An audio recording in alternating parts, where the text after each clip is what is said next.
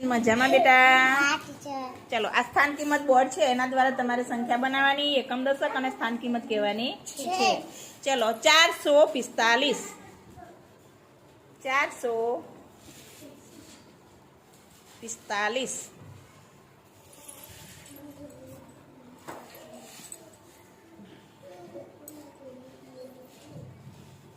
દરેકનું ધ્યાન આ બાજુ બેટા.